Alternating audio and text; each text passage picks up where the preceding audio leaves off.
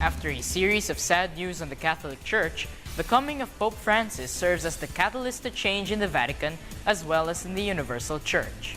Let us meet the man, the leader of the Catholic world. Here's EO Galvez for more.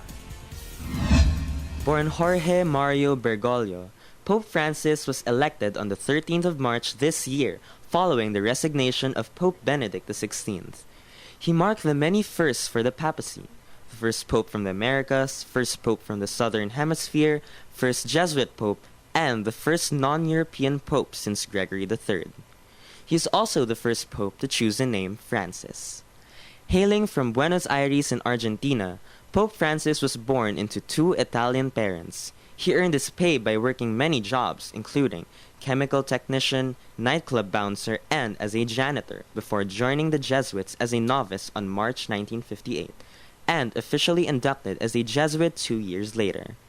He completed his theological studies in 1967 and was ordained into priesthood on December 13, 1969. After being ordained, he continued his training between the years of 1970 and 1971 at the University of Alcalá Henares. As a priest, he held many positions such as Provincial Superior of the Society of Jesus in Argentina and Rector of the Colegio Maximo of the Faculty of Philosophy and Theology.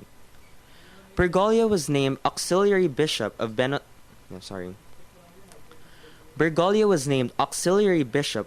Aires in 1992, wherein he was ordained as titular Bishop of Oca together with Cardinal Guarasino, serving as the principal consecrator. Upon the latter's death, Bergoglio was named Metropolitan Archbishop of Buenos Aires. Here, he began his mission of increasing the Church's presence in the slums of Buenos Aires by establishing new parishes and reconstructing archdiocese administrative offices. He also created a commission for divorces. Under his term, number of priests serving in the poor areas of Buenos Aires doubled. While serving as a cardinal, he was appointed to 5 administrative positions in the Roman Curia. He served his post with great humility and a strong commitment to social justice. He led a simple lifestyle that still can be seen up to now.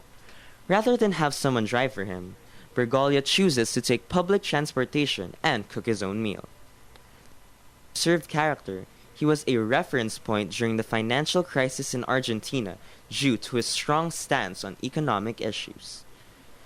Upon election as the next leader of the Catholic Church, he opted to stay at the Vatican Guest House instead of the Apostolic Palace, the official papal residence. According to him, he would like to be able to receive and meet visitors as free as possible. He continues his mission of bringing the Church closer to the people. He encourages everyone, especially the youth, to be one with the Church in spreading and sharing the teachings and Word of God. He advises his priests to show mercy and apostolic courage and always keep the doors open to everyone who are in need of spiritual guidance. Shying away from the notion of the Catholic Church being traditional and conservative, Pope Francis was frank in his opinion that the Vatican should shake off an obsession with teachings on abortion, contraception, and homosexuality, adding that it should be merciful.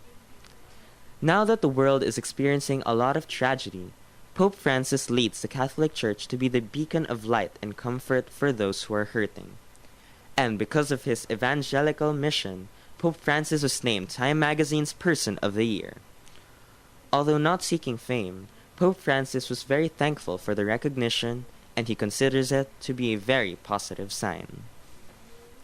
This is EO Galvez for News at 1, Junior Edition.